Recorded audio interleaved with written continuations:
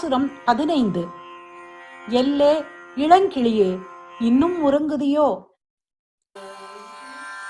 எல்லே இளங்கிளியே, எல்லே இளங்கிளியே, எல்லே இளங்கிளியே, எல்லே இளங்கிளியே, இன்னும் உறங்குதியோ?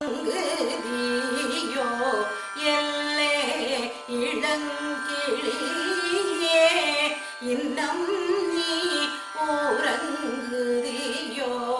சில்லென்றழைமே நங்கை மேல் போதர்கின்றேன் வல்லை உன் கட்டுரைகள், வல்லை உன் கட்டுரைகள், பண்டே உன் மாயறிதும் வல்லை உன் கட்டுரைகள், பண்டே உன் வாயறிதும் வல்லீர்கள் நீங்களே, வல்லீர்கள் நீங்களே, நானேதான் ஆயிடுக ஒல்லை நீ போதாய், ஒல்லை நீ போதாய், ஒல்லை நீ போதாய், உனக்கெல்ல வேறுடை எல்லாரும் போந்தாரோ போந்தார் போன்றெண்ணிக்கொள்,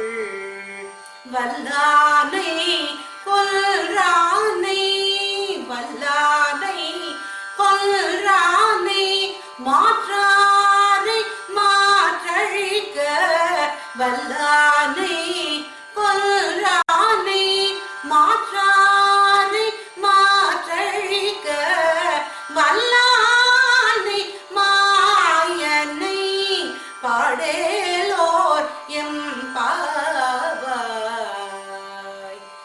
எல்லே இளங்கிளியே.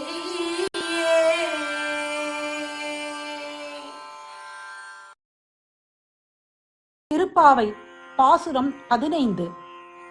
எல்லே இளங்கிளியே, இன்னும் உறங்குதியோ? ஏலே என் தோழியே, இளமை கிளியே, நாங்களெல்லாம் உனக்காக இவ்வளவு நேரம் காத்திருந்தும் இப்படியெல்லாம் அழைத்தும் உறங்குகிறாயே என்று சற்று கடுமையாகவே தோழிகள் அவளை அழைத்தனர். அப்போது அந்த தோழி கோபத்துடன், என்னை அழைக்காதீர்கள், இதோ வந்துவிடுகிறேன் என்கிறாள்.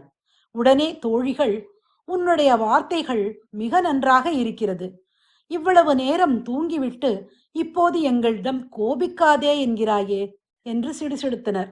அப்போது அவள், சரி சரி, எனக்கு பேச தெரியவில்லை, நீங்களே பேச்சில் திறமைசாலிகளாய் இருங்கள், நான் ஏமாற்றுக்காரியாகவே இருந்துவிட்டு போகிறேன் என்கிறாள். அடியே, நாங்கள் எல்லாம் முன்னமே எழுந்து வர வேண்டும், உனக்காக காத்திருக்க வேண்டும், அப்படி என்ன எங்களிடம் இல்லாத சிறப்பு உனக்கு இருக்கிறது என்று கடிந்து கொள்கிறார்கள். அவளும் சண்டைக்காரி, பேச்சை விட மறுக்கிறாள். என்னவோ நான் மட்டும் எழாதது போல் பேசுகிறீர்களே, எல்லாரும் வந்து விட்டார்களா என்கிறாள். தோழிகள் அவளிடம், நீயே வெளியே வந்து இங்கிருப்போரை எண்ணிப்பார், வலிமை பொருந்திய குவலய பீடம் என்னும் யானையை அழித்தவனும் எதிரிகளை வேட்டையாடும் திறம் கொண்டவனுமான மாயக்கண்ணனை வணங்கி மகிழ உடனே வருவாய் என்கிறார்கள்.